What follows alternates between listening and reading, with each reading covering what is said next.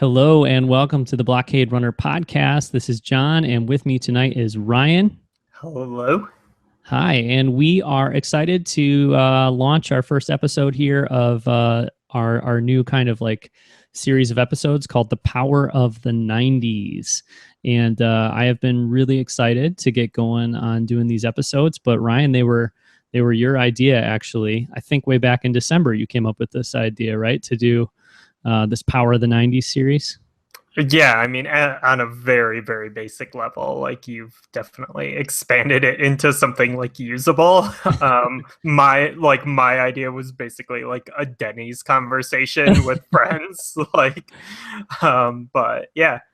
Well, we were riding. It's a collaborative effort. Yeah, totally. But we were riding that Rogue One / Winter Break high at the time, right? Like excited about Star Wars and like we always are, but like extra excited. And this concept I think is gonna be super cool. So what we're doing with the Power of the 90s is we want to do an episode of the Blockade Runner every month that focuses on discussing a specific year in that decade and what was happening in Star Wars during that year.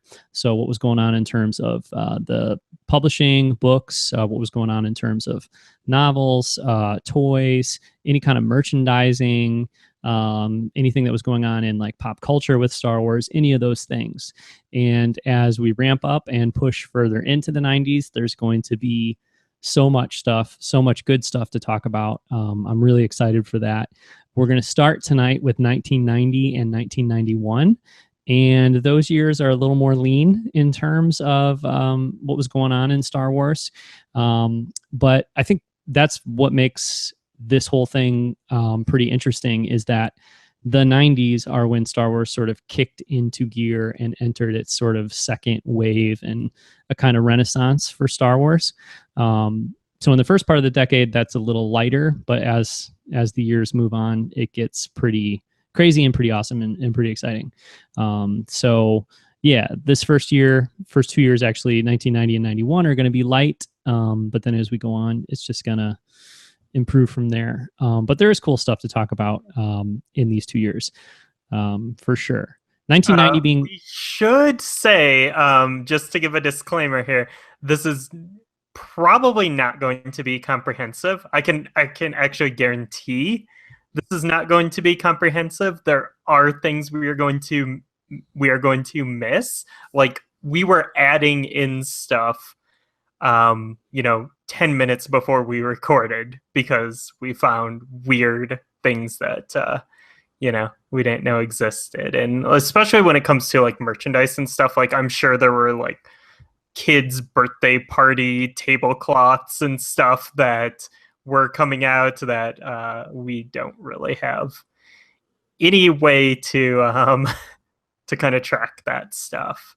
But even once we get deeper in, like with some of the books and the comics and stuff, like we're definitely going to be missing stuff. But I think that's a cool chance for, like, if you do find something that we missed, like, shout it out on Twitter or in the YouTube comments or something. Let us know, because this is not like us trying to be the authority on this. It's more of like a conversation and kind of celebrating this era, like the return of Star Wars. So yeah, I just wanted to throw that out there. Yeah, for sure. And that's a good point. I mean, we were both 8 in 1990 also. So, like as we get later into the 90s, like we're going to have stronger personal memories related to what was going on at the time. I don't have that strong of memories related to like the first couple of years of the 90s in terms of what was going on in Star Wars. So there's definitely stuff that, if it's not super well documented on the internet, or there's not a lot of like lore and stories about it, like we could totally be missing, like you said. So I would love it if we sat down to do our 92 episode next month and we had like a bunch of comments about stuff we missed that we could correct ourselves in the beginning. And because I'd like to, at the start of each episode, after this one, sort of like quickly recap like what was going on in Star Wars the year before, Mm-hmm. So if we could toss in some stuff that we missed from the previous episode, that would be cool. But really, I think like the biggest, and I spent a bunch of time over the last couple of days trying to find just that sort of thing. Like I tried so many different Google search terms, like to find like weird stuff like that, like Star Wars merchandise, rare Star Wars merchandise, etc., like with the year 1990 or 91. And it wasn't finding too much. And I think that's because of the state Star Wars was in, like in 1990 and 91, or really in 1990 and 89, whatever. So more of that stuff should be around as we go forward too. I don't think there was a ton going on with like licensing in 1990 like there would be in 94, 95, etc. So yeah, I think like the scope of what we're talking about too, like in later years is going to expand because there will be more product and more types of Star Wars media and stuff like that we can get into. But yeah, this is about, I think as always when we do the Blockade Runner, it's about our love and enjoyment of Star Wars, not like trying to pose as experts or something. So that is a good disclaimer to throw out here early on. So, but should we jump into 1990 here and talk about the few things we could dig up for 1990? Yeah, definitely. Okay, so I think like, and this is how you originally structured our notes here, but I think this is like the way to go. In terms of 1990, we could not come across any books. We did not come across any video games. We didn't come across any comics, and we didn't come across any toys. Because I think those would be like the sort of the big categories of like products and fun Star Wars experiences that we could be talking about. So unfortunately, there weren't any books, there weren't any video games, no comics, and no toys. Now there would be all of those things except for toys in 1991. So we'll get to that. But yeah, I mean that's a good indicator of where Star Wars was right there. The fact that in the year 1990 there were no Star Wars toys released, and you go a couple years into the 90s until now, and that's like a crazy thought, like 0 Star Wars toys. But that's what it was. Just a few years further into the 90s, the idea that there would be no Star Wars books or novels or nonfiction books released is crazy. But as far as we could tell in 1990, that's what it was. There was nothing. Yeah, like it's so crazy to imagine like going into a bookstore in 1990 and I mean what would they even have? I mean, would they still be carrying like the adaptations of the films? Like was Star Wars so irrelevant that those weren't even on the shelves? Were they? Was Splinter of the Mind's Eye on the shelf? Like who knows? But the craziest thing in the world is just picturing walking into like a Walmart or a Kmart in 1990, going to the toys section and 0 Star Wars. Yeah, totally. And yeah, it's crazy. Now, like one of the things I think that would be, there wouldn't have been a lot of toys on the shelves in stores at that time, not new toys, but this is probably a period where you could actually get, the figures from the original like 77 to 85 line of Kenner toys. You could probably get that stuff like pretty easily and pretty cheaply. Again, I was 8 in 1990, so I don't know 100%, but I think this is before they really started to rise a lot in value. I actually posted to Facebook earlier today, just asking, we're part of a group called the Star Wars Podcast Alliance, and I asked in there like if anybody had any big memories from 1991, and a friend of ours, Neil Shepard, there in the Star Wars Podcasting Alliance, posted that that was a really fun time for finding Star Wars stuff at flea markets and yard sales and stuff like that. And my reaction was like, oh, for sure, that would have been awesome. I pretty much missed that because I was a little kid, but I can imagine that it was kind of a dark time for Star Wars, and this period of time is often referred to as the dark times for Star Wars in terms of new product. But it was probably the golden age in terms of being able to go to a flea market or a thrift store and find like an AT-AT or a bag full of the original Star Wars figures for cheap. Yeah, and so it was definitely a dark time if you were into the books, the video games, the comics, the figures. But if you were into the tabletop role-playing game, like you had it made West during End this time. Games. Yeah, like the let's see, the tabletop game started in I think 1987. Was when the first rule book dropped, and we're talking like not like Candyland or Monopoly here. We're talking like the Dungeons and Dragons style tabletop role playing game. Um, and yeah, like that. I mean, that was what kept Star Wars alive. I would say probably from I would say probably 1987 when that came out was when the resurgence really started.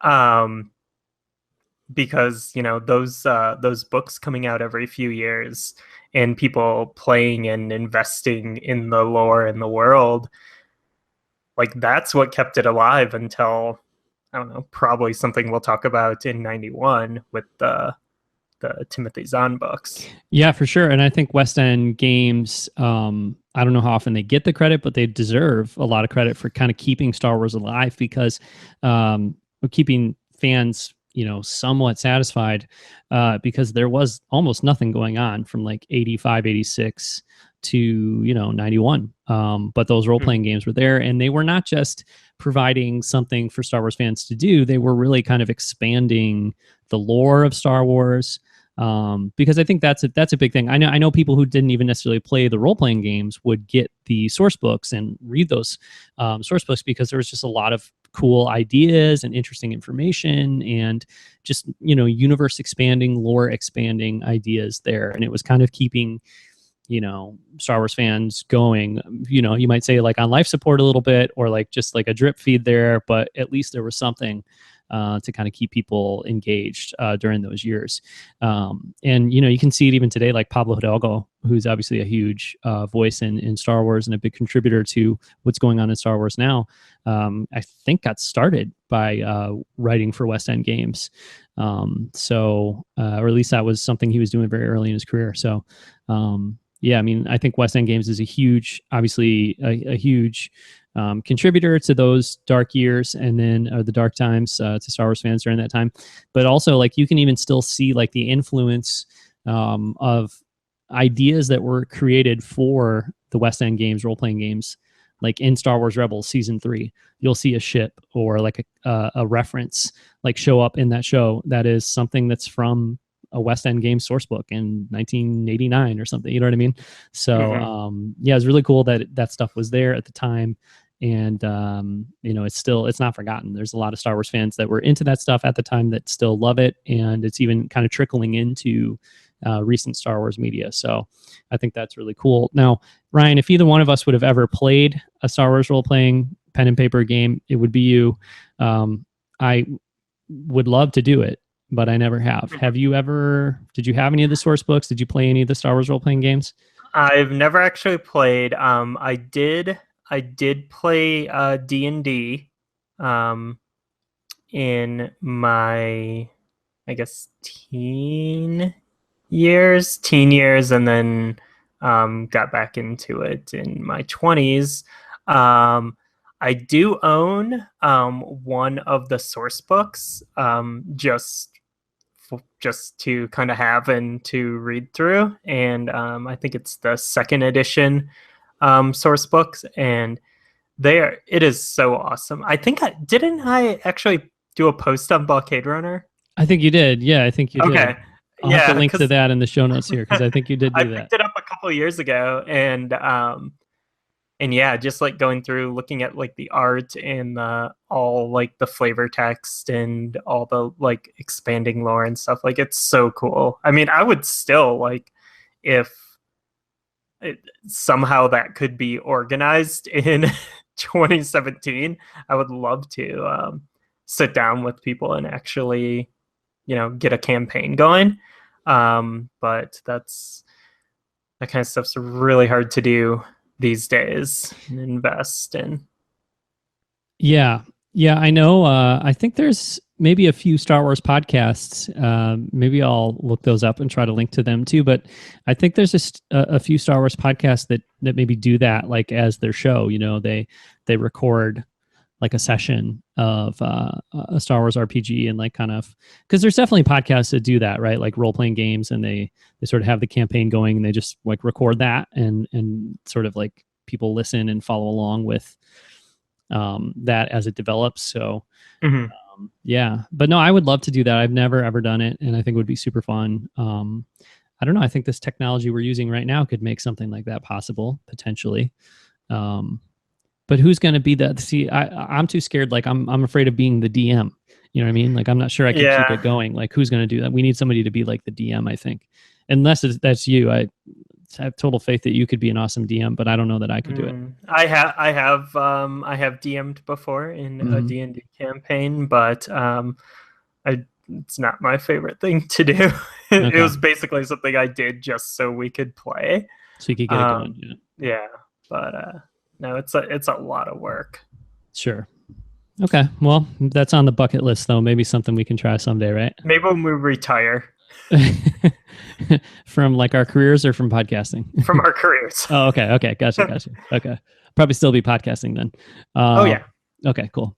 No, but there were three kind of like, I guess, I don't know what the terminology is, but I think 3 books released for the Star Wars role-playing game from West End Games in 1990.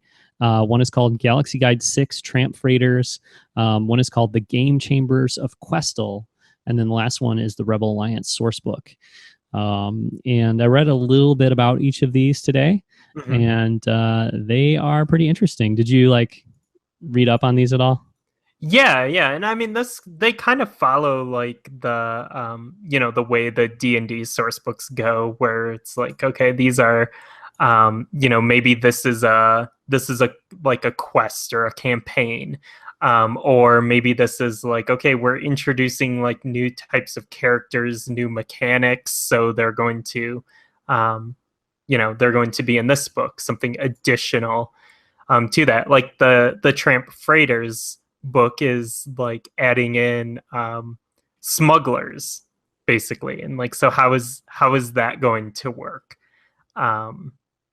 Like, how are those types of characters going to work? So yeah. And so that Tramp Freighters one is about like smugglers, which is cool, and that's like a specific role, I guess, within the game, right? As if you want to play that sort of character. But then the next one is the Game Chambers of Questel. Yeah, this one is ridiculous. Yeah. I love it. There's a rebel agent that goes missing, and the rebels go to this planet Questel to try to find this rebel agent. And what did they say? It's like an amusement park, right? The events lead to the characters trying to escape from a kind of killer amusement park controlled by an Imperial moth. I love that it's a moth doing this. I mean, it's kind of like, I don't know, like what like a Hunger Games or something, but like way more like that Marvel Comics character Arcade, who like has all those like crazy challenges and amusement parks for the heroes to survive. It's a very like silly nerdy concept, but I love it in this context. Yeah, it seems super fun. Definitely goofy, and like it's the kind of thing that I feel like this is a theme for 1990 and 1991 with Star Wars media and stuff. It's like it works as like a RPG kind of storyline, or whatever, because I don't really play these games, so I'm not 100% sure, but it seems like it would. But it's the kind of thing where it's like you could never imagine that. Like, I can't imagine that in a Star Wars movie, like the moth controlling the killer amusement park. But that's why, especially in a time when there weren't going to be any more Star Wars movies, at least not for a while, that's why it's cool to have like these alternate mediums for Star Wars storytelling and Star Wars experiences, because like, yeah, that's not going to work in a movie, I don't think, but it's probably pretty cool for this, if you're willing to sort of like just say, okay, well, this isn't a Star Wars movie, this is an RPG like source book, and like I'm just going to go with it and have fun, and I think in that way it's pretty creative and crazy and probably pretty cool. Well, So we'll see if Disney's still doing the one Star Wars movie a year in like 25 years from now, and they're like really running out of material. Maybe our heroes will have to survive Questel. I mean, I could probably go for a Game Chambers of Questel movie. I don't know. We'll see. Yeah. The last one from 1990, the last source book, more straightforward. It is called the Rebel Alliance source book, and this one I would love to get and just read through and stuff because it says it covers the history, organization, technology, and tactics of the Rebel Alliance. And now that this stuff is sort of being rewritten in like the new canon or whatever, I think it's even more interesting to go back and look at like what previous versions of this looked like. So I think this one would be super cool for sure. Yeah, definitely. I should have looked up. I didn't look up like how much these source books go for. If you want to buy them like used or whatever. Do you have any idea about that? It's all over the place. Like I got my like one of the main source books, the main rule books. I got mine on Amazon, like, a first printing, second edition, and I think it was like $15 shipped. Mm-hmm. Some of them, like, you'll randomly see one that's like $79 or something, and you're like, what? But if you're just like grabbing some of these to read and you're not like super intent on getting exactly like a certain group of them, like you can definitely find them. And I bet even better, like go to some used bookstores and poke around like half price books and stuff like that. You could probably find them pretty cheap because I don't think these are in like huge demand these days. But I think they're things that like you may have like an Amazon listing and there'll only be like one person selling it. Sure. So then you're like, well, okay. Well, and it's like anything in Star Wars or any other, fandom that we're kind of into. It's all about probably what the print run was, how popular it was at the time. Like some of these, I'm sure, sold more copies and were more available than others, and so those ones that were produced in smaller runs are going to be, I'm sure, worth more money at this point because there are fewer copies of them floating around. But yeah, I mean, they don't, and like some of them are reprinted in like various forms, like Classic Adventures or something, like in the late 90s. I know there were some reprints, but not all of them were. So cool. Well, the last thing I want to talk about from 1990, and actually this is also from West End Games. I looked this up. I was really thinking about pulling the trigger and buying one of these a couple weeks ago, but didn't go through with it. Is the Escape from the Death Star Adventure board game. And this looks super cool. I think it would be really fun to play, but it just looks so like late 80s, early 90s. Really, it looks like mid to late 80s, I think, in the design, in the way it's visually, the way it appears. But it's just this really cool board game made by West End Games. And it looks super, super cool. I know you were the one that found this and put this on the notes. Have you played this at all, or have you seen this?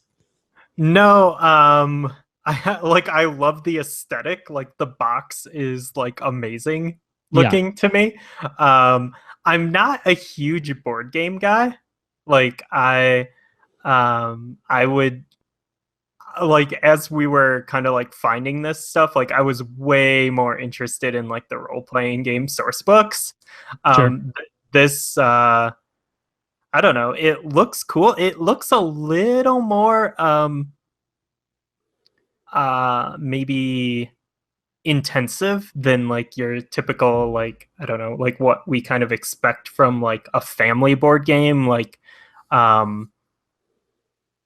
don't know, Monopoly or Life or something. It's probably closer to like some of the more like prestige, I don't know if that's the right term for them, like grown-up board games these days, like stuff like, I don't know, Settlers of Catan or something like that. Yeah, the kind of games that people go to like conventions for and stuff, right? Like, Yeah. yeah, low print run, like more for like a hardcore like board game audience, right? Like that kind of thing.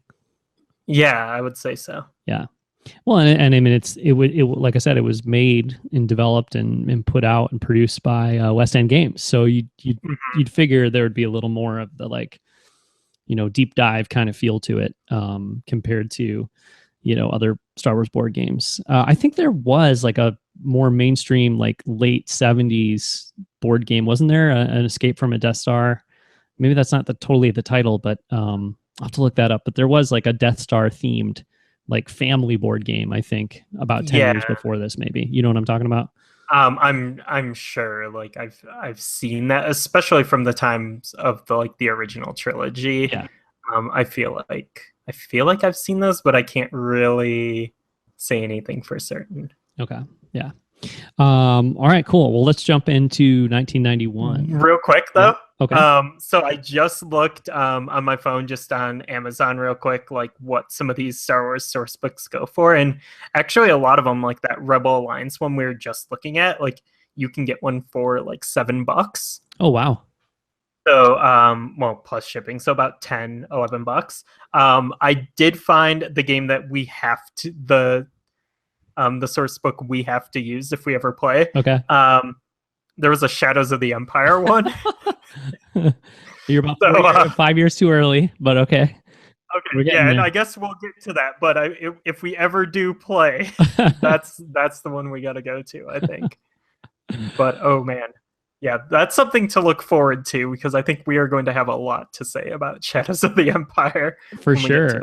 For sure. And that might be the thing that talks you, like persuades you to DM, right? If you can like come up with a really scandalous story for Prince Shizor in Shadows of the Empire, like the mind wanders, Ryan, when you get to create stories for Prince Shizor. So that's a dangerous pheromone spiral to go down though.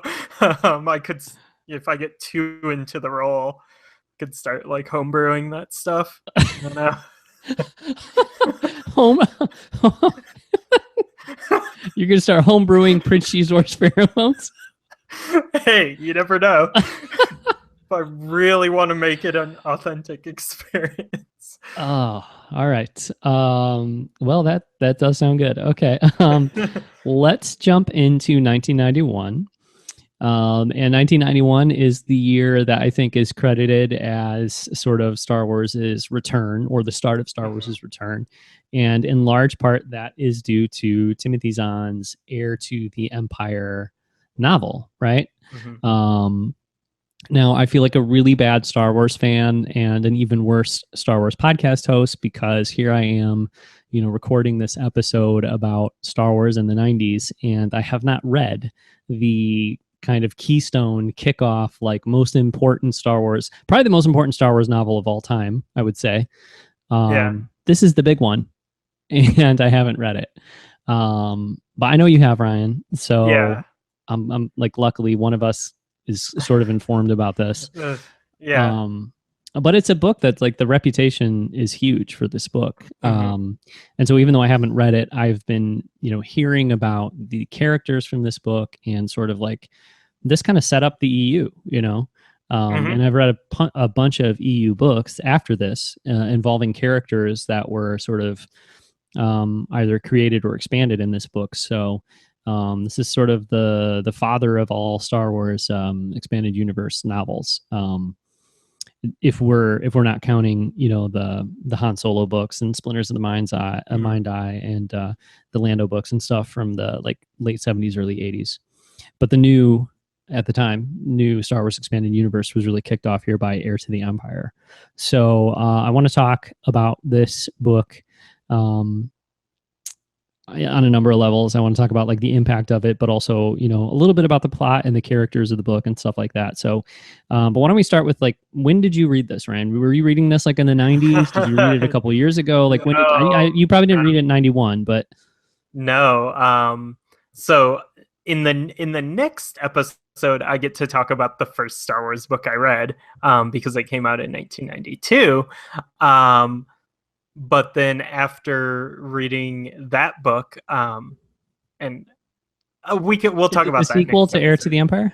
Is it this? No, Oh, no, it was I read the young.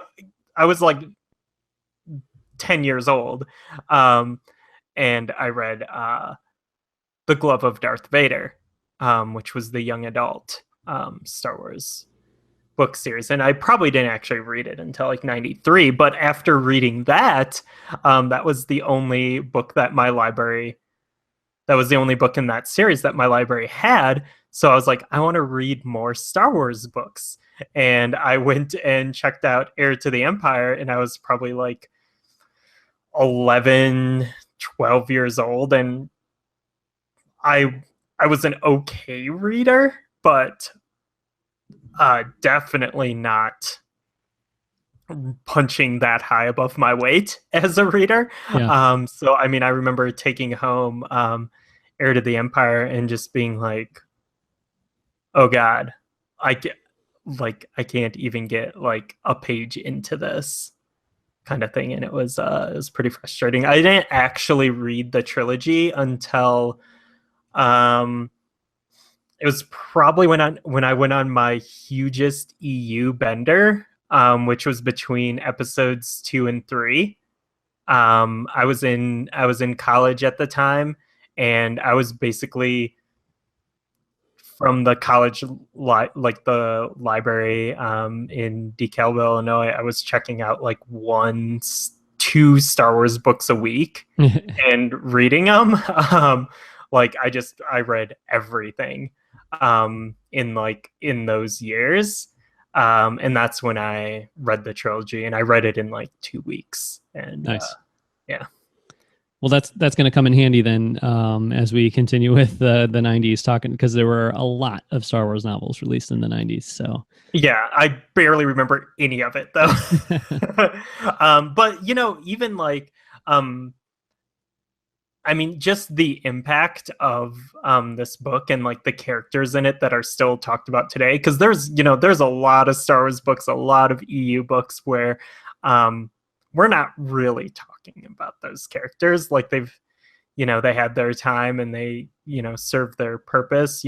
There's characters in the new canon Star Wars books that like I I couldn't tell you, I couldn't name like 5 characters in Aftermath. mhm. Like even now, like but like some of the characters created in this book, um, like Mara Jade, I believe she was created for this book, correct? Yeah, as far as I know. Hmm. Okay, and now I'm like suddenly second guessing myself. Like, was she in something before? Was she in a source book See, or that's something? what I was going to say. The only thing is, Yeah, I guess there's a possibility she could have been in a source book, because I think he yeah. was Timothy Zahn was instructed to pull from West End Games, and the lore that they were creating in a sort of like early attempt to sort of keep things like in line.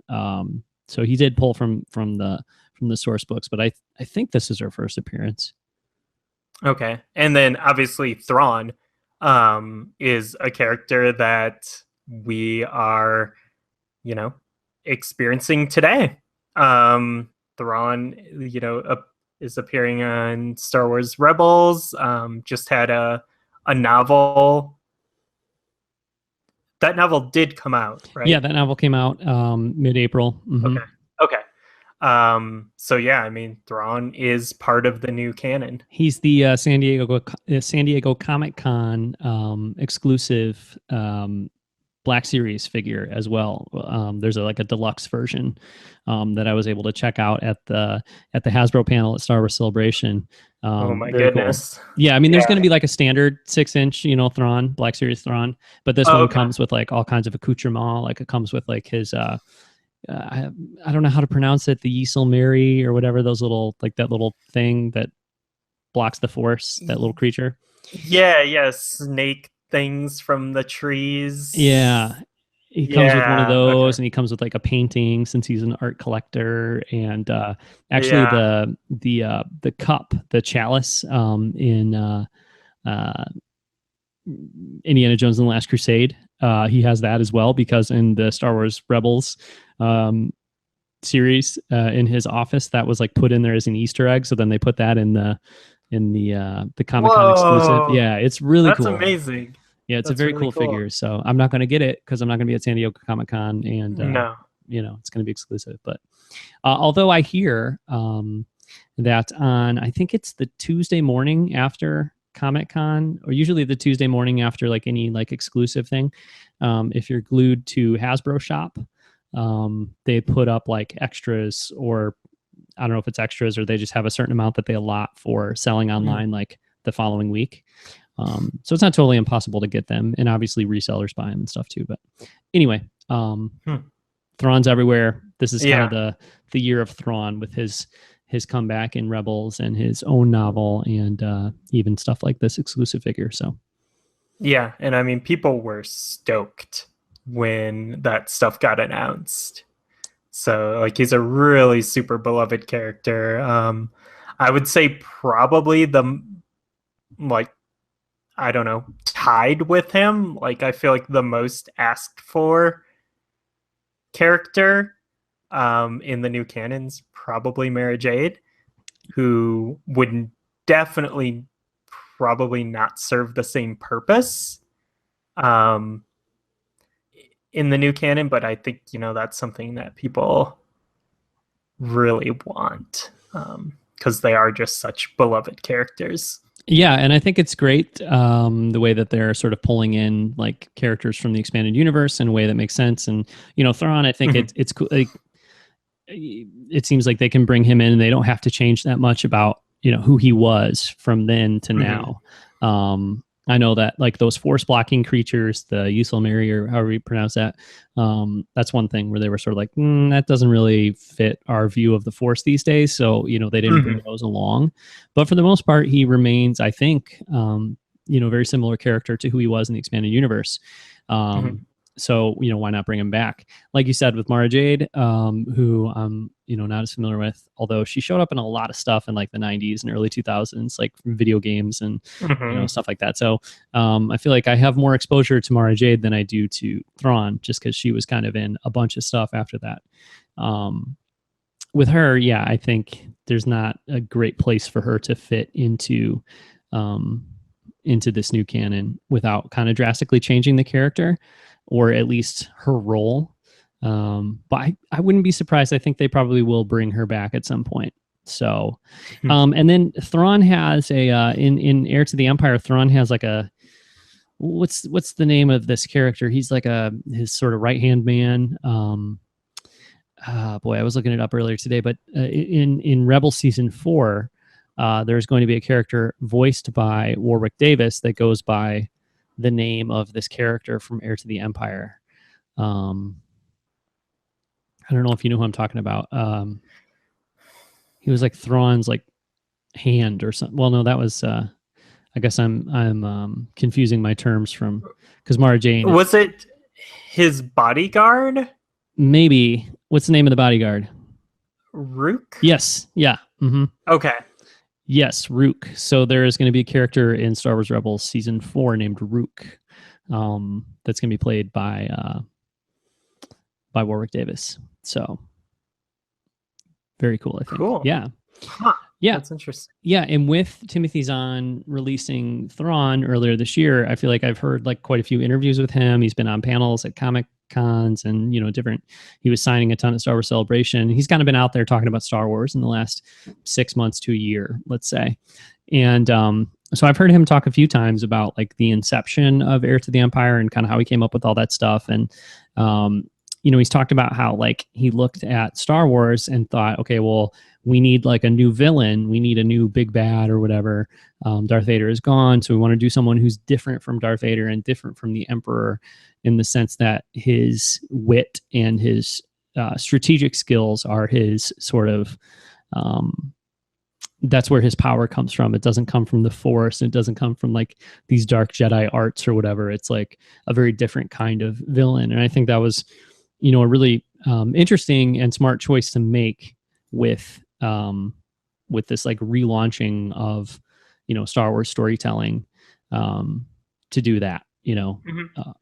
So I know in some ways I think the trilogy does start to recycle certain elements from the movies, maybe a little more as it goes on, Mhm. um, in ways that make sense, but are not necessarily as sort of fresh as something like Thrawn. But yeah, I just, you know, I know that obviously this book has had a huge impact on Star Wars fandom, and Timothy Zahn is like an author that Star Wars fans hold up in like such high regard. I think because of like you know how good the book is or how good the books are, but also just gratitude for getting this whole thing going again and doing it in Mhm. a really good, well executed way. You know, you talked about how like the books were probably, or the Heirs to the Empire was probably like a little bit above your reading level and a little bit above your sort of ability at the time you were reading it when you were really young. Mhm. And that I think that's the thing too that's interesting about Heirs to the Empire is that like it, as far as I know, it was like a huge hit with like a wide audience of people. And you know, it's not like something that was targeted towards kids. I don't know for sure with like Han Solo at Star's End and you know Splinter of the Mhm. Mind's Eye and stuff like that. But I would imagine that geared toward like a younger reader base. It was more kids and teenagers reading that. Yeah, I mean, like those books strike me as like young adult books, like the Han Solo books, like, and they're certainly like sized that way. Whereas like Heir to the Empire is like, you know, it's like your John Grisham like style, like mass market paperback or hardcover. Like it's it's a big book. Like all of those are big books. A big book and a sophisticated book, Mhm. you know, geared towards targeted towards adult audiences. And I think there were a lot of adults who you know were 10 or 15 years old in 77 or 80 or 83 who Mhm. you know in 91 were now you know 20 or 25 or 30 years old and looking for something you know meaty like Heirs to the Empire. And I think this book obviously delivered in a big way. So Yeah. um, I was hoping to get it read before we recorded this. I was gonna like jump in and read this over the last week, but didn't quite get there. Too much going uh, on. So a decent overview of the story. the comic. The comics, yeah.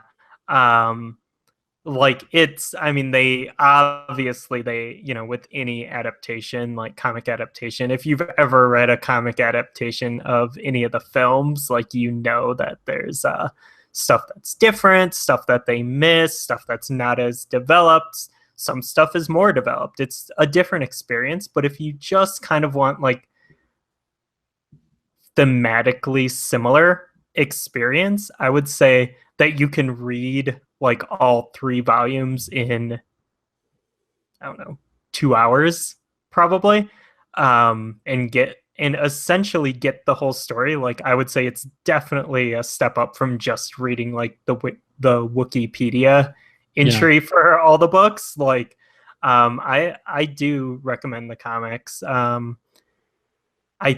I don't know what the availability situation of those is these days, but I mean they were pretty popular. I think you could actually find like the single issues or the trade paperbacks at pretty decent prices. If not, I think Marvel has at this point pretty much gotten all of the old Star Wars comics like on Kindle and Comixology at this point. So there should be digital versions floating around that you can get off Amazon or something at this point. But I think that's a solid way to kind of experience it if you know you're pressed for time.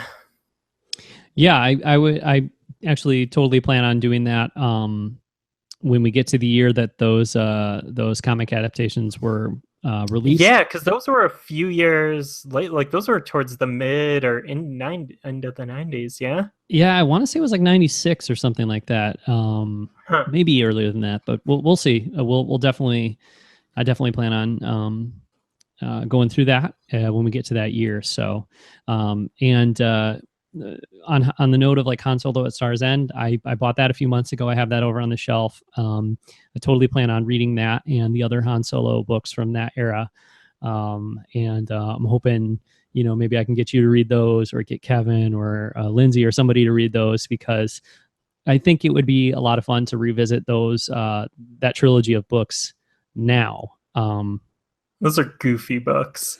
Yeah, but like let's read them and talk about them like 9 months before or 6 months before a new Han Solo movie, because that's one of the things with the Heir to the Empire. Like I was reading Heir to the Empire, and we're going to get into comics next and talk about Dark Empire. I'm reading this stuff. How many years ago was this? Like 20 years ago, right? Like 25 years ago. Like I'm reading these takes on like the post Return of the Jedi, Star Wars story from 25 years ago, after having seen The Force Awakens. And I'm like, it is weird, but it's almost like I can read this stuff now and look at this stuff now and like just relax and enjoy it, because I know this is not where Star Wars went long term with Luke Skywalker's story, and I haven't read Heir to the Empire yet. I'm going to read it soon. I'm going to read the comic as well. And I'm looking forward to reading both. Actually, I want to, I'm not going to only read the comic. I want to read this book, and I want to read the other two in the trilogy. But it's at least reading Dark Empire, which we'll get into next. There's moments where I'm like, this is interesting, but I'm so glad this is not where it really went, Totally. And I don't know if I'll feel that way about the Han Solo books, because people talk about those. They hold those in really high regard too, as like being really fun, cool books. But maybe not the kind of thing you want to be like actual canon storytelling. But yeah, we're jumping ahead here. We'll get to those maybe someday. We'll talk about them. But let's jump into Dark Empire. You have read Dark Empire, correct? I have not. I have not actually read it. I just before we recorded this episode, I just downloaded a preview of it to see if do I remember this? Did I read this? And I got it on my Kindle app on my Surface Pro tablet, and I was like reading through it. And I'm like, I don't remember this at all. I don't think I read it. Okay. Well, I certainly had not read it until, I was kind of prepping for the show, but I read it closely once, and then I sort of reread it today, but it was, skimming it a little bit because I just read it a month ago. So it's like kind of reminding myself and that sort of thing, but sort of rereading it today. And it is, it's really interesting in terms of like where the story goes. In a lot of ways, I think there's like some pretty creative and pretty fun stuff that happens in Dark Empire. I also think in a lot of ways there's some stuff that's like they really like to, and it's comics and it's a different medium, so it's whatever, but they really like to like do little references to lines like from the original trilogy, to the point where it's like 3 or 4 times an issue, like the narration or a character is going to include like a that's no moon line or something like that, that's like clearly like a tongue-in-cheek wink wink at the audience, like remember that from the Star Wars original trilogy kind of thing. There's a little too much of that for my taste, but then that's still a problem today. I was a problem for me in The Force Awakens, which is one of my favorite movies ever, and I love, but like parsecs is not my favorite moment. It's hard for people to let go of that stuff and to not throw that in there. It was a problem in 91. It's a problem in 2015 through 2017. So. Absolutely. And, I guess I won't give too much away about Dark Empire. I mean, it is 26 years old or something like that, but, it's 10 years after, I think it's 10 years after A New Hope, maybe 10 years after the Battle of Yavin, but close to 10 years after Jedi, 6-7 years after. And I was not surprised, but I guess it was interesting to see that it picks up, and like a lot of these characters and really the galaxy at large is kind of in the same place, it seems like, that it was at the end of Return of the Jedi. Like Han's like, piloting the Falcon with Chewie and like, outrunning like Imperial ships, and like the rebels are still at war with the Empire or something approximately like the Empire. And it just, as I was reading it, I was thinking to myself, like, for the early 90s take on like what happens after Return of the Jedi, it seems to be sort of veering into just retelling like like just, kind of the same sort of thing that was happening in the original trilogy. So in some ways it kind of just continues that, or tells very similar stories to what we saw in the original trilogy. But it also was a little edgy and a little bit willing to kind of like get out there and do different things, or I guess sort of take risks, like in terms of what happens with Luke Skywalker in the book, in Dark Empire, because it's called Dark Empire, and most of the time, actually all the time, when you see Luke Skywalker in this book, he's wearing like a dark black cloak, and he is certainly toying around. We've got a visitor here. A kitten cat. Yeah. Hi, Fran. Say hello. He's probably going to be walking around He's the desk. He's talking a lot, yeah. Yeah, he's talking. Can you get comfortable or something? Come on. Well, there he is. Oh, yeah. Just bump on the microphone. That's okay. That's not... All right. Okay. Come on over, old sport. Yeah. Video viewers just got a treat there. Yeah. Audio listeners just got their podcast destroyed. Yeah. But anyways, yeah, it's, people are talking now, of course, in 2017 about, who is Luke Skywalker. We were talking about that a couple months ago. Who is Luke Skywalker? Where's he going?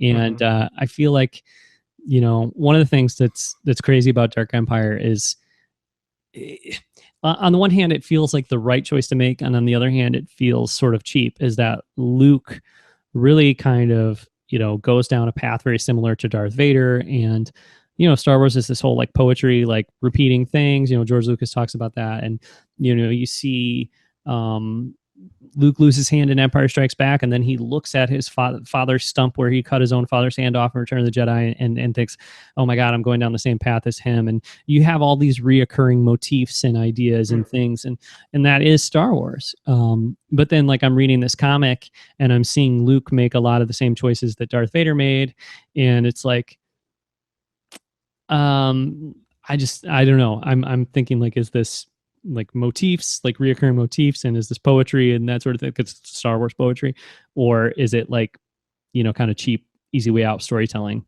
I guess where I'm getting with my assessment of Dark Empire is that, like, I think these early years were definitely experimental and kind of, we're trying to figure this out, and like, what do we do with Star Wars now after Return of the Jedi? And it's there's some good stuff and there's some bad stuff in Dark Empire. I guess I don't want to like talk too much about everything that happens, because I'd like, if anybody's listening and hasn't read it, like, if they ever do decide to read it, I don't want to kind of give it all away. But you have Leia training to be a Jedi, which I think is really cool and people are gonna enjoy. You see Leia with a lightsaber, you see Leia using Force powers. She's talking about how Luke is training her to be a Jedi, or she is a Jedi. That is stuff that I think, a lot of people were disappointed they didn't see in The Force Awakens. Luke is super powerful, but he's also sort of toying with the dark side. There's a new super weapon. So there's a complaint from The Force Awakens that is like right here, right away in Dark Empire. They have a new super weapon called a World Destroyer. And it is very much like, let's see if we can like sort of amp up the Death Star and like, take that to the next level. So that's what I mean. Like, is this like, are we repeating motifs and themes, or are we just like, let's just take that other idea, like slightly change it, and like, now that's our new idea, Yeah. And what's really interesting about, just the publishing side of this, is there was definitely not the synergy between all of the publishing arms, because I believe this heavily contradicts a lot of stuff in Heir to the Empire. Yeah, I was trying to work that out in my head as I was reading this and thinking about like what I know of Heir to the Empire and that sort of thing. They seem to be similar in a lot of ways, but probably different takes on like the first stories post Return of the Jedi, right? Yeah, and I mean, maybe it all fits together, but like, just in my head, like, just reading a little bit of the first issue today, like, I was immediately thinking like, how does this even like like aligning these events Yeah. in the timeline, because both, if I remember correctly, pick up like immediately after the Battle of Endor, right? Or like shortly thereafter. This is a while after. It's 10. I can go Okay. back to the beginning and see, but I think it's 10 years after the Battle of Oh, Yavin, which would make it what, like 6 years after Return of the Jedi or something like that. okay. It's enough time that Leia is like, she, like in the first issue, she's like using the Force to control these like creatures and like turn them against the Empire. And Luke, and actually, this is a comment that we got on Facebook, from my favorite Star Wars podcaster, or one of my very favorite Star Wars podcasters, Jason, from Blast Points. I said, like, hey, I asked any memories from the Power, or from 1991, and Jason from Blast Point said 91 gave us Dark Empire, Luke taking down an AT-AT with a wave of his hand, and that's something you see early on in the first episode too, or the first issue too.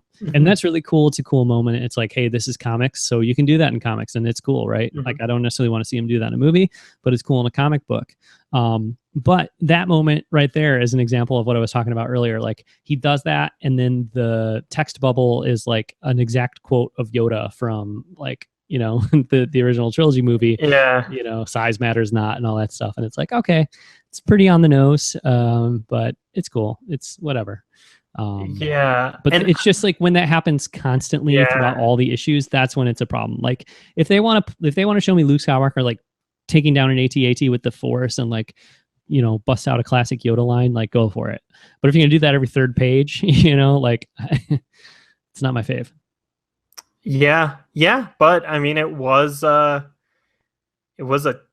totally different time, and maybe that stuff wasn't, maybe, obviously at that point Star Wars hadn't been, I guess, quoted to death. This was before we had been through, because this is going to be a reoccurring thing in this series that we do, because that stuff shows up in like the video games. I'm sure it's going to be in some of the books and the comics and everything going forward. But you know I and I mean, there was just less time for it to spread like on a pop culture level. So like this was before everything that could possibly quote Star Wars quoting it. Like, I mean, it's before Family Guy and like everything else just in our culture that would end up like, I mean, like Kevin Smith movies and like everything like that would lead to basically every line from A New Hope being quoted in something that's not Star Wars or that is Star Wars. So maybe it felt like a nice,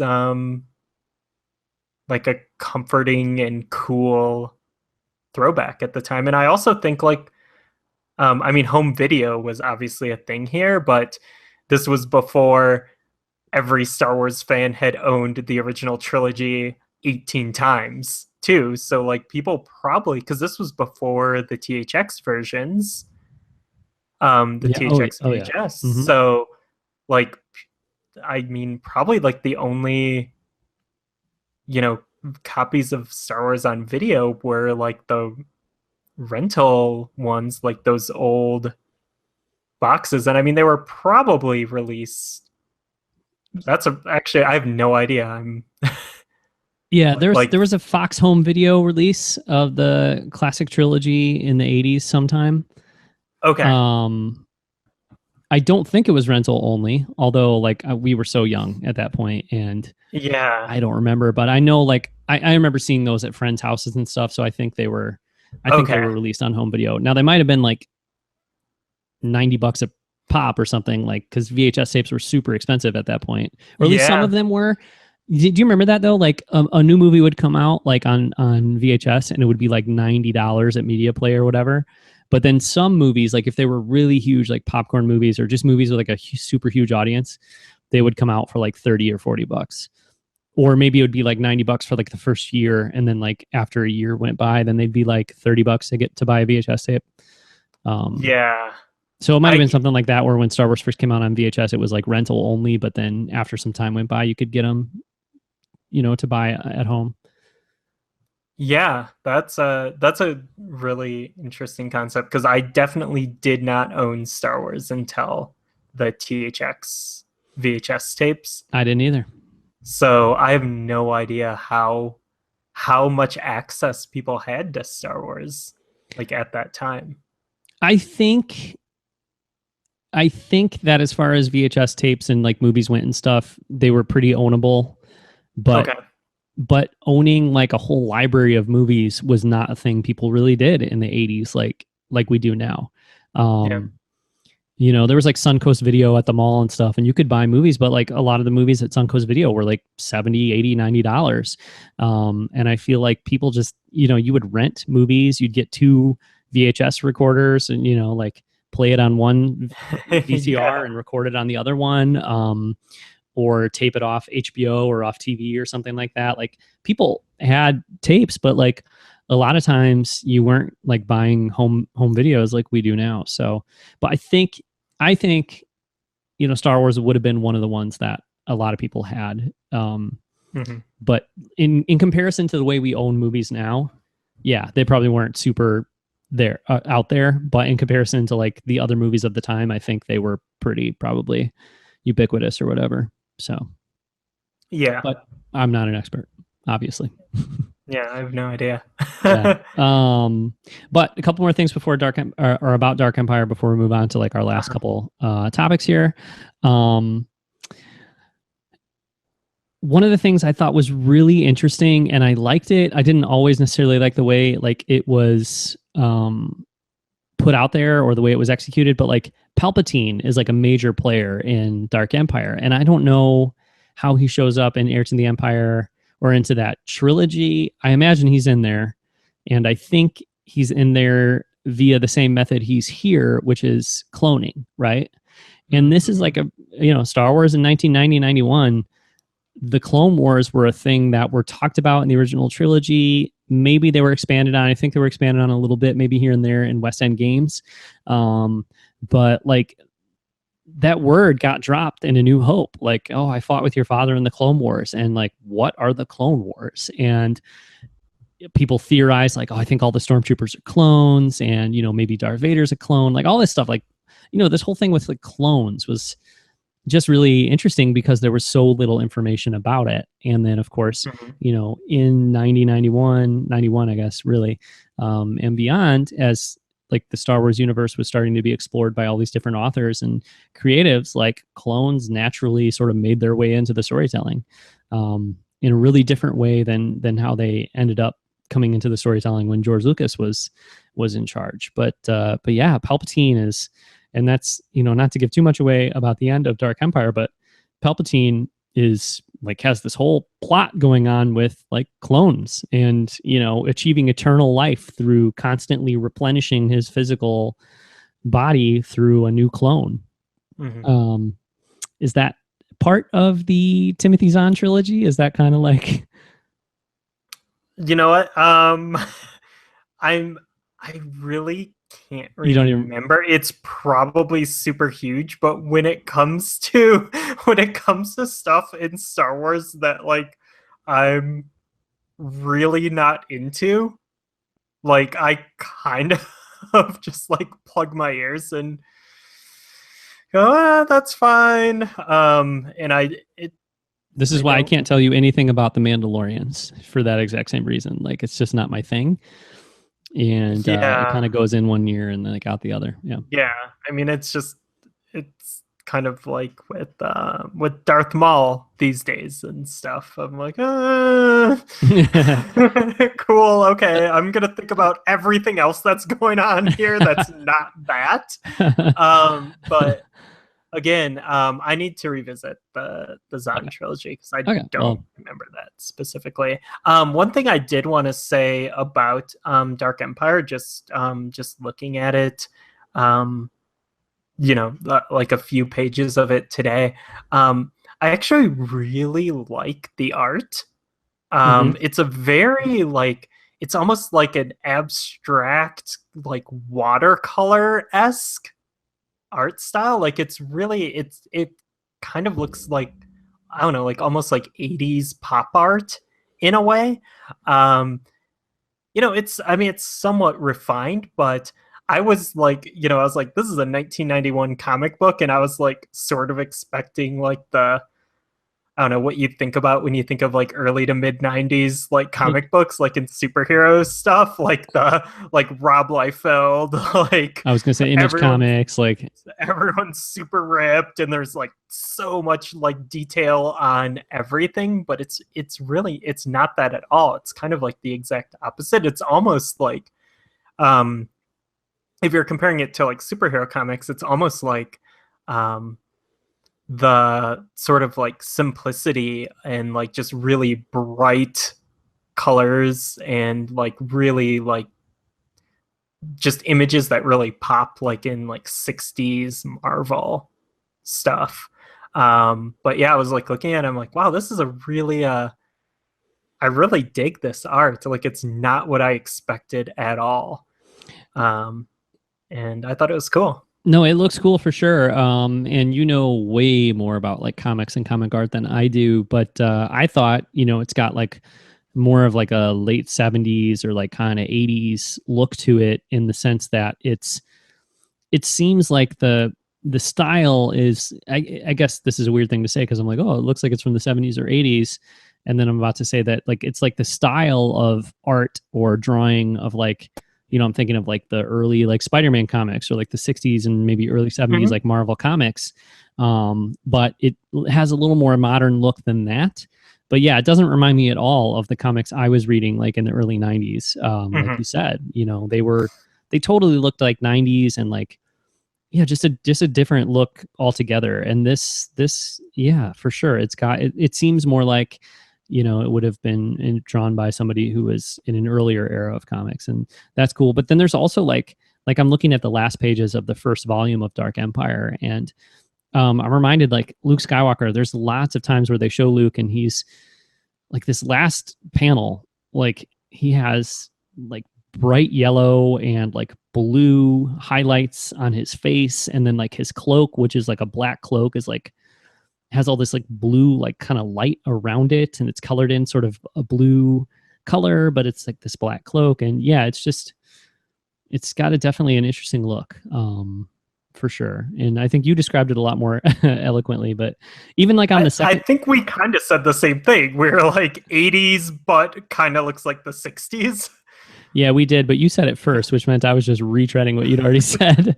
But even like on the second to last page of Dark Empire, like you're seeing a villain, will say, in his final moments in the book, and there's like this image of like the clouds and this character's face, and like you could see like this cloak behind him. It looks like Dracula, and it's Mm. just yeah, I don't know. It's not a paint by numbers approach to like the storytelling and the art in this book at all. It looks really cool.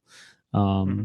So yeah, I think that's it. There's a lot going for it in that regard. I try to put myself in the shoes of somebody who hadn't gotten any new Star Wars for 10 years, and like it would be thrilling, I think, to read this comic. Yeah, we would And have loved it oh yeah, at the for sure. time. Like Yeah, if we were the target audience at the time, like we would have loved this. yeah, it would have been thrilling. All your favorite characters are back. They do some interesting things with characters you wouldn't expect. It tells a pretty complete story in only 6 issues. It's definitely good stuff. I think it's a little dated in terms of the storytelling, like Mm-hmm. where it goes with Luke Skywalker and some of these other characters. But it's definitely cool, and I think like again for me, I loved looking at this stuff after the fact, like Mm-hmm. from 25 years distance, and being like, man, this is great. This is what Star Wars was in 1990 or 1991. Yeah. I And think that's fun. it's so good like not having to like read this and be like, well, this is canon, so I need to like read this and understand this and oh god, it's contradicting all these other things, but it's canon. I have to like Yeah, I yeah, yeah, have to digest this. Like yeah. so it's really like you said earlier, like it's a lot less pressure when revisiting some of this like legend stuff. Sure. Yeah, and there's 2 more volumes of Dark Empire, so we'll probably be talking about those in upcoming episodes. But yeah, the big thing is like I guess the last thing too, and this is again something I'm good at like restating things that you've already said, Ryan, but original ideas of yours. But like the big thing too with this is like this had the task of sort of like reintroducing Star Wars to Star Wars fans after a long drought of not getting like new kind of Star Wars storytelling. Although that's something that we should probably talk about at some point too, is like the history of Star Wars comics and like Marvel's history with it and when it went to Dark Horse and how all that worked out. Because I know Marvel held on to the Star Wars comics license for a while, I think. Yeah. But then obviously at some point it went to Dark Horse. And I don't know when Dark Horse started producing new Star Wars comics, if this is the first that they did or... I believe this is the first one. Okay, that makes sense. Yeah. So I should have looked up to see like how much time there was between like, the last kind of Marvel issues. Yeah, I actually know very little about like the original Marvel run because it's so weird that I've never really dove into it. Like it's always just felt so inaccessible to me for whatever reason. But yeah, that's a good question because that ran like over 100 issues. I think like the Marvel Star Wars run. Yeah, the initial one I think ended in the early 80s, but then I don't know. I don't know. I would think that Marvel wouldn't have just sat on the license for all those years, but maybe they did. Maybe I guess it was the dark times, right? Maybe there wasn't much going on from Marvel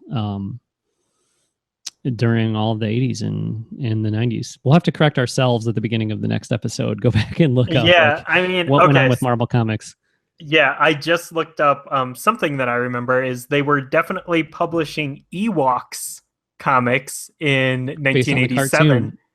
Yeah, based on the cartoon license, right? Yeah.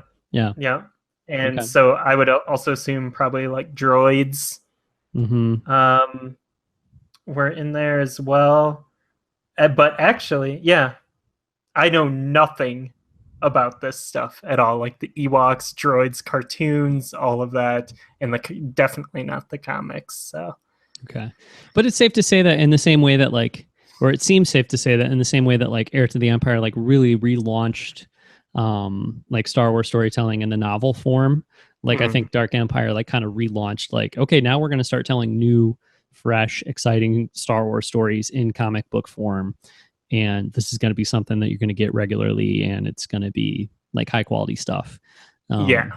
So it's maybe Star Wars was kind of like floundering or floating around a little bit there in the like mid to late 80s in terms of like comic storytelling. But I think this is again a new push and like a relaunch of Star Wars. So and targeting adults right. Again, like you mentioned earlier, like targeting the people who had seen the movies 10 15 years ago and who are now in their 20s or 30s in 91 and and it not just being like a kids franchise anymore. I guess that is actually something, and that probably started with the role-playing game, where Star Wars went from being a kids franchise to being for everyone and actually being targeted at adults. Yeah, I guess so. It would be good to have somebody here, a voice like that's maybe like 10 years older than us, that could kind of comment on like what Star Wars was like, what like Star Wars fandom was like, and what it felt like to be a Star Wars fan, like in the very early 80s, like late 70s. But I would think like in that first initial boom, like of the original trilogy, like to a certain level, everyone was a Star Wars fan. You know what I mean? Like they were the hugest movies ever. Like, Jaws and Indiana Jones aren't just for kids. You know what I mean? Like those are movies that everybody loves. And I think that's true for Star Wars. But like when you take a property like Star Wars and you look at like the way it's been a part of people's lives for 40 years, it's not just like, oh, that's a good movie, I'll go see that. Like everybody is a fan of that movie. It's sure, the whole world is a fan of Star Wars movies, but like it's a smaller group of people who are invested and engaged in the Star Wars universe, like as a larger thing that is going to be continual and they're going to continue to like reconnect with and stuff like that. Like I think in that sense, it went from being for kids, like, you know, like a kid's parent went and saw the movie and enjoyed it, but then that was kind of the end of it for them. Whereas the kids would read the comics and play with the toys and do all that stuff. And that's probably mostly who was still engaging with Star Wars. Like we even said, like the novels, like those, Han Solo and Splinter of the Mind's Eye, all that stuff seemed to be more for kids. And this is, relaunching it for those, but really relaunching it probably for mostly those same kids. They're just 10 years older now, Yeah. And so like now they're going to be looking for more Star Wars, which is great. Yeah. All right. We have a little bit of time left where we can talk about the kind of last, what sort of genre of Star Wars product from 90 and 91. And this is like one of our favorite topics to talk about, Ryan, you and I. And those are video games. And we have 2 Star Wars video games from 1991. One of which I've played. I'm sure we've both played. And one of which I'm betting neither of us has ever played. Nope. So why don't we start with the one that we have played, which is Star Wars on the NES. Which is not to be confused with Star Wars on the Famicom, which I'm now holding up in front of the camera, which came out in 1987. Published by Namco, but was never actually released in the United States, which, oh my God, I would love to hear the story behind that. Like, why was a Star Wars game released in 1987 for the most popular video game system in the world, right in the middle of like the NES boom was beginning in North America, and they did not bring out a Star Wars game on NES until 1991. I think it was 91, right? 91, the same year that the Super Nintendo came out. The Genesis had already been out for 2 years. Like, and it was a totally different game. Yeah. Like, it's so crazy. Like, I would love to know if they did take the Famicom game and like try to like run it past like Nintendo of America in like 87, 88 and like it was turned down, or if there were licensing issues somewhere along the road. But man, like that's crazy that like we didn't get a console Star Wars game on the NES on a Nintendo system until 91, because like there were like the Atari games, which were pretty huge. I mean, everyone I know who owned an Atari had those those original Star Wars games for sure, back in the day. But like this is so crazy to me. Yeah, it is crazy. You have to think it was something to do with licensing. Maybe Namco had the Star Wars license for Japan and not for the US, or I was going to say maybe it's something where like Lucasfilm thought that the Famicom Star Wars game like didn't quite represent the brand the way they wanted it to be. But then I remembered that Super Star Wars exists, and like there's like all kinds of, because basically like we could talk about a little bit. Famicom Star Wars, I have been playing here and there for the first time ever, and I've put up 2 videos on our YouTube channel of Famicom Star Wars. Crazy game, really cool. Kind of tough, as is par for the course with Nintendo games from the late 80s and early 90s. It's a tough game, but it's really cool. But there's a lot of stuff in that game that's like pretty crazy. Like when I fought at the end of like, I think the second level, Darth Vader, but first he was a shark and then he turned into Darth Vader. Like it's weird. A scorpion.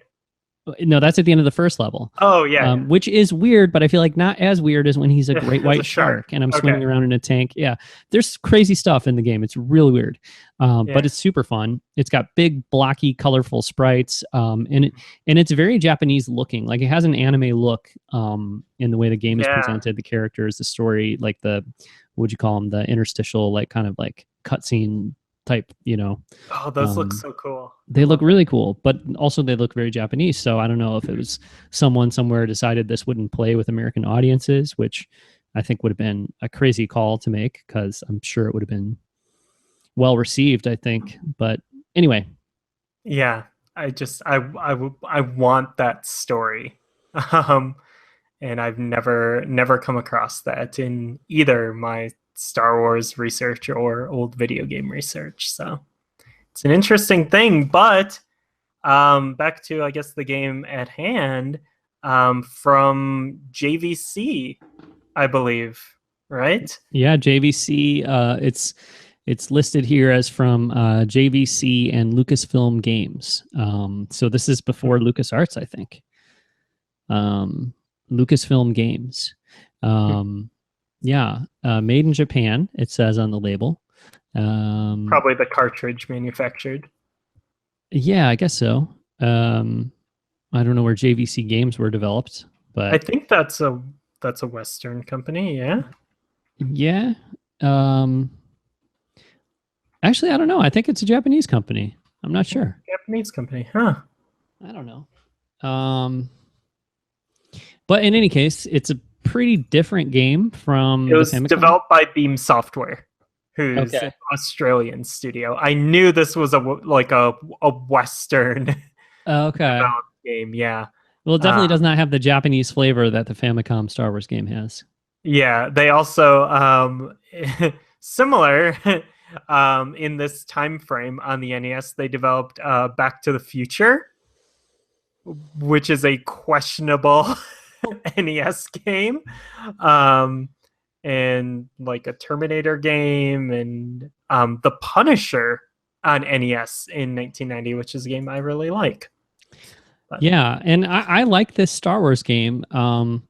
I don't remember liking the Back to the Future game very much, but I think it's not good. Yeah, I think the Back to the Future game, though, for the NES is it's not known for sticking to like the source material, but I think that that this game does stick to the source material, at least in comparison to Famicom Star Wars. That's one of the things that I think is interesting about it. Like for me, it's not quite as much fun as Famicom Star Wars, but it's you start on Tatooine, you're in a land speeder, then you travel to like a sandcrawler, then you go to Docking Bay 94, then you're on the Death Star. I mean, it follows the plot of Star Wars pretty well, and you never fight a shark Darth Vader. Unfortunately, yeah. So I have played this because I have the cartridge and I have my NES, and I, play it fairly often, at least a few times a year. I go back and, plug in my NES and play through some of the games I have. I've played this game quite a bit. I'd say about 10 years ago, I played it a bunch for sure. And then I've played it a little bit here and there, but I don't think I've ever finished it. I don't know if you have. I've barely played it. I rented it as a kid and I was like, this is really hard. Yeah. And also like I was pretty over the NES at this point by the time this game came out, which it was late 1991. It was November of 91. So, by the time I played it, like I already had a Genesis. Yeah. And I was just like, okay, this is fine. It's hard. I'm not really too invested in this, and just moved on. Well, the show notes on this episode are going to be pretty extensive because I think we recorded an episode a few years ago, actually, talking about the Super Star Wars games. And we're going to be talking about those in a couple of years when we get to the years in which those were released. But yeah, I mean, those are the ones I think that we all probably played the most as kids. Like that was our Star Wars game up until like Shadows of the Empire. And maybe some of the PC games, which we'll also be talking about. Dark Forces was my first like huge Star Wars game. Okay. Yeah. And to clarify for me personally, like I don't think I played this game as a kid. I think this is a cartridge. I don't know if I would have picked it up at like a garage sale or if I got it from, I don't know, like maybe early 2000s. I was going around buying NES games if I could, but I got this game somewhere and I've had it for a long time and I've played it a bunch, but it's one of those games where I've played the first like half an hour of it a lot and then kind of get stuck, and it's pretty tough. It's pretty tough. Yeah. So But I'm going to try to play through it some more and post some videos of it with a little bit of commentary to the blockaderunnerpodcast.com. So there's already 2 videos of Famicom Star Wars up there, which I'll link to in the show notes. I need to record a 3rd one and finish that game out because I with that game anyways, I was going for a try to play through the entire thing. Well, just because that's a game that I feel like almost nobody has played, you know? Yeah. And so it's like, cool, let's get a full kind of like let's playthrough of the game with something like Star Wars NES, and especially like when we get to Super Star Wars, like, I mean, lots of people listening, I think, would have played these games. So I don't necessarily feel like if I'm doing video, I need to play through the entire game. Maybe I'll just do a little choice cut of it or whatever. But with Famicom Star Wars, I kind of want to do the whole thing because I feel like that might be the only way most people ever experience it. Well, the 1 or 2 people that might watch the video, it might be the only way they experience it. But anyway, there were 2 Star Wars NES games. One of them was released in 1991. It's pretty cool. I would say neither of us like it quite as much as the Famicom one. Is that fair? I mean, or you're like not a huge fan of either one of them. I need to go back to it. I mean, like, I love the Famicom Star Wars game, but not really like as a like good game, and it was definitely not part of my childhood. Yeah, but I love it for what it is. I need to go back to this NES one. I actually am on a pre-order waiting list for a new NES, a retro USB AVS system. So I'm going to be expanding my NES cartridge library. Hopefully in the next, I don't know, maybe if I get the system within the year, whenever I get the system. But I think this is one I will pick up and revisit for sure. But it's one that I mean, unless you're going to emulate it illegally on a PC, it's one that you pretty much have to have the cartridge for because it's never been released on digital download services or anything. So, which is the case with a lot of Star Wars games, unfortunately. You really have to have the original, whatever it is, CD-ROM, cartridge, whatever, to play it unless you emulate it, which is never as fun. Yeah, that's true. Although I would say that as we get further into the 90s here doing these episodes, like a lot of the Star Wars PC games and even some of the like Star Wars Nintendo games and stuff are available on Steam, and so, you know, some of those, quite a few of those, I think you can play now if you have a PC, but these early ones, definitely not. I mean, there's Game Boy games, and you're not playing any of those on a legitimate format now. So well, I mean, like when we get to like the PS1 games, some of those are not available anywhere. I don't think you can legally download Masters of Terrace Kasai, the 3D fighting game, which luckily I own a copy of for PS1, and I'll have to record some video of that when that rolls around. And same with I don't actually know if the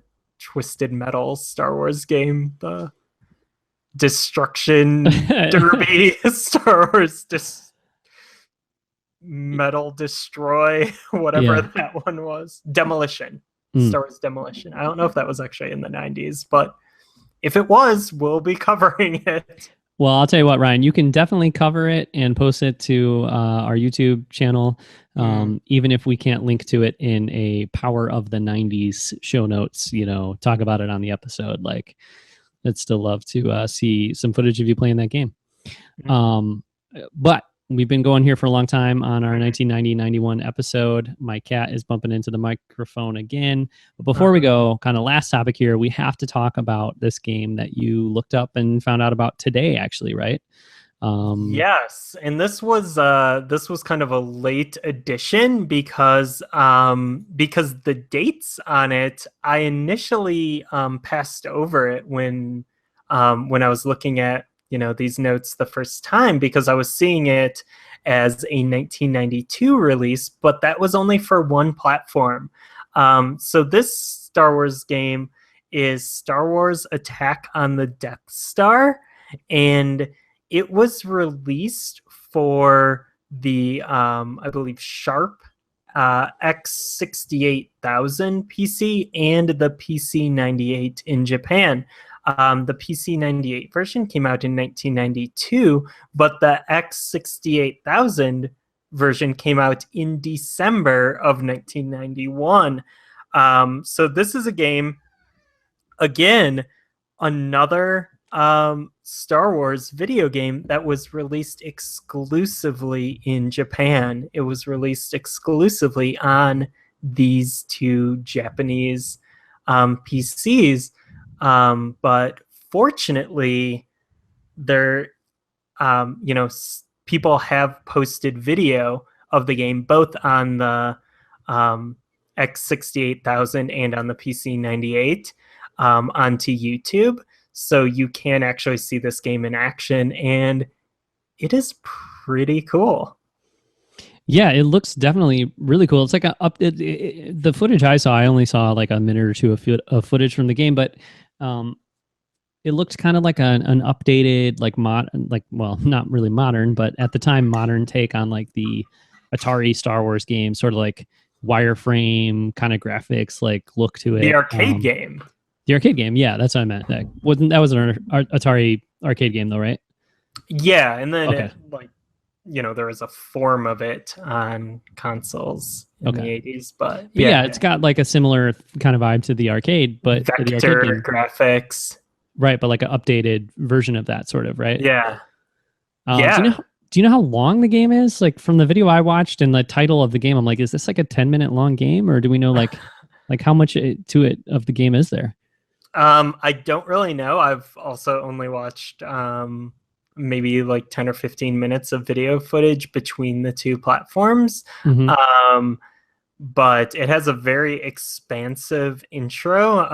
I believe it's like an 8-minute introduction movie to it, which is pretty crazy for a game in 1991, for sure. But yeah, it like you said, it's like those same like vector 3D graphics of the Star Wars the arcade game, but there's color in it, which I believe the original arcade game was black and white for the most part. This definitely seems like there's way more vibrant colors in it, and there's a lot more happening on screen, I feel, as well. Like there's it still is that you have a cat tail right on your face. Yeah, I'll talk so it cuts to me. Yep, I got a cat. Like Jabba with Salacious Crumb on my shoulder, like just sure. Yeah. Or maybe that tail was blocking out the Force. But yeah, like I think it's a really, really like good looking game for like that vector style. Like everything is like really clearly defined. You're able to like look at it and be like, okay, that is definitely a TIE fighter. That is definitely a Y-wing. Like you can really like tell what everything is, and it looks like the graphics like are totally functional for the style of gameplay. And remember, like, we're talking about this like, oh, it's still like vector graphics for this 3D game in 1991, but you have to remember, like, we are still in 91, we are 3 years away from the launch of the PlayStation in Japan. We're 2 years away from the launch of Doom on PC. So, like games weren't exactly 3D yet. So we're still, a lot of what you see for 3D games at this time are that sort of vector style that you saw in like the Space Sims and like the first person dungeon crawlers, like your Wizardry and stuff like that on PC. Yeah. So this is like it's fun to like, especially with a project like this, like kind of going back and looking through each year and trying to find out what was going on each year. It is cool to come across something like this that like neither of us were aware of. That is definitely like an interesting and kind of cool little piece of Star Wars history. So I am gonna try to see if there's a way I can play this game myself. Yeah. And maybe record some. We'll see. But that, and as we start to kind of like wrap up here with this episode, that is something that I don't know if I've sort of emphasized enough here tonight.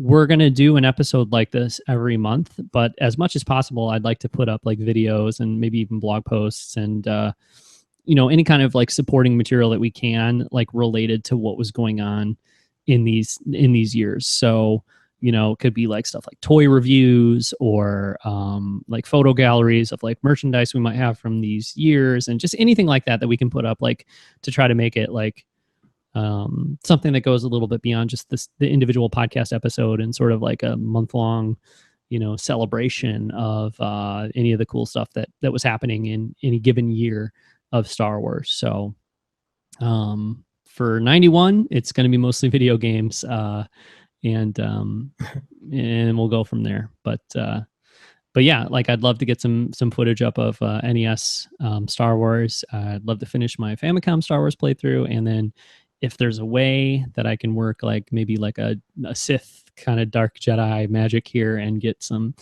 footage of this rare Star Wars game up on our YouTube channel, I'd love to do that too. Yeah. All right. So as we wrap up, like we decided we kind of want to talk about like what we felt like the state of Star Wars is in any given year that we're talking about. So this episode being like 91, we want to sort of wrap up here talking about like what was the vibe of Star Wars? What was like the state of Star Wars in 1991? I don't know. Personally, I feel like we've kind of already said this a few times throughout the episode, and that it's like a reintroduction of Star Wars. Like that's kind of the state of Star Wars. Like Star Wars is like finding its footing in 1990 and 91, and sort of just taking the first steps of relaunching and becoming like a thriving, like, vibrant, I don't know, what's the word? Storytelling, like a thriving and vibrant, like, storytelling universe or whatever. Again, in 1991. Like, I don't necessarily think that too much of the media we've talked about, maybe outside of Heir to the Empire tonight, is like a total home run in terms of just like all-time classic Star Wars storytelling, or anything like that. But it's sort of like those first steps. So I feel like it's on the path towards becoming like what it is now in 1991, but it's definitely kind of just tentative steps into that. Yeah, I mean, I think it's this is where it all starts again. Like this is, I mean, pretty much this is where the fun begins. You could say that. I could have written Dark Empire with my cheap. Okay, sorry. This is, I mean, from this point on, from 1991 on, Star Wars is there. Like it is a part of our consumer culture. It is part of our pop culture conversations. Like it is visible, and it is there from 1991 to 2017. I think 91 is a good year, just because it's serving a lot of demographics. Like you have your I would say probably like your hard adult, your oldest fans were served with Heir to the Empire. Your comics this is the beginning of the comics boom. So like it's Dark Empire being on comic shelves is this is a time when there were a lot of people in comic shops. This is the start of like about a 5-year period where there was a lot of people in comic shops, and so like that's a lot of like again, older fans there, but also like teenagers as well. And then I think the Star Wars NES game. I think it was a little too late. Because you're at this is basically the end of the NES's life cycle. Like, yeah, there's still more games that will come out on the NES, like all the way up through like 94, but we're already like the Genesis is out there.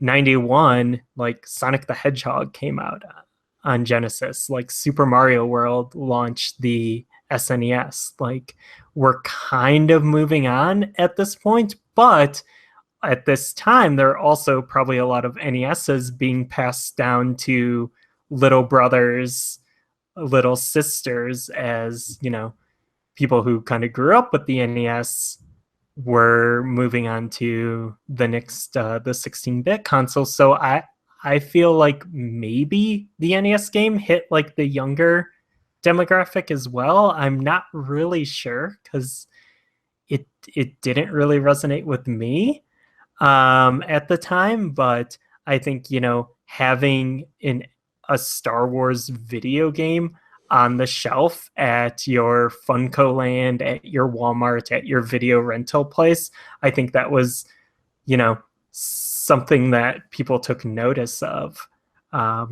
regardless of like how well the game did or how like the quality of it. Like, I think it was just like the brand awareness is coming back in for like all demographics at this point. And it's also just exciting as fans at this point, because it's establishing like, hey, Heir to the Empire is out now. Here you go. Star Wars is back. There's going to be 2 more of these. So Star Wars has a future. Same with like Dark Empire. Like, okay, here's issue 1. It's not just issue 1 though. Like, there's going to be more of this, and then there's going to be more comic series. And I think it's a time of it's almost like a new hope in a way. Like, it's I think it's it's a time of reflecting on the past and nostalgia for what came in the 70s and 80s for older people, and also like it's finally being able to be truly hopeful of the future as well. And at the same time, there's the threads of the tabletop role-playing game through here as well, which again is just like so important. So this is where it gets good. Yeah. As you said, this is where the fun begins. And I did not actually say that. You said that. And it is it's totally relaunching Star Wars. And so I think I mean, somebody's gonna have to rein us in as we get into like the next episodes, because we've talked for almost 2 hours tonight just about like 90, 91, and those are like the deadest years of the 90s for Star Wars. So it'll be interesting to see how we do this. We'll have to rethink how we're going to approach this, because I think once we start getting into like some of these years, we may have to do like multi-parts even for a year. No, like especially mid-90s, because oh my goodness. Yeah, Shadows might need its own episode. But Shadows of the Empire definitely needs its own episode. Yeah, but then Truce at Bakura, which is probably the first Star Wars book I read, I don't know if I'll have a single thing to say about it. So that'll be like, 30 seconds and we can move on from that one. But yeah, but Power of the Force figures, Dark Forces, X-Wing TIE Fighter on PC. Yeah, there's going to be a lot to talk about. Yeah, for sure. Well, maybe a lot of that stuff we can support with smaller videos and stuff too. So that would be cool. But yeah, for now, we're going to wrap up this episode of The Power of the 90s. And we'll be back before next month with another sort of, what would you say, regularly scheduled Blockade Runner episode. But we'll be back hopefully in August with Power of the 90s 1992. Which should be really fun. And then we'll just keep on rolling along from there. So until then, please subscribe on YouTube and follow us on Twitter at Blockade Run. Check out the blog, Blockade Runner Podcast We'll be posting, like I said, more videos of some of these Star Wars video games and everything else going on with Blockade Runner on those places. So, if you listen to the show and you want to leave us a positive iTunes review, that would be great too, because we don't have too many iTunes reviews, and I think that is a big thing that is helpful for podcasts. And we never really ask for those. I never think of it, but that would be awesome if you want to leave us an iTunes review. So you can follow the show account, which I run at Blockade Run on Twitter. Ryan, your Twitter account? At Braundwarf, BRAWNDWARF. All right, very good. And we will be back soon. So thank you, and good night. Yeah, goodbye.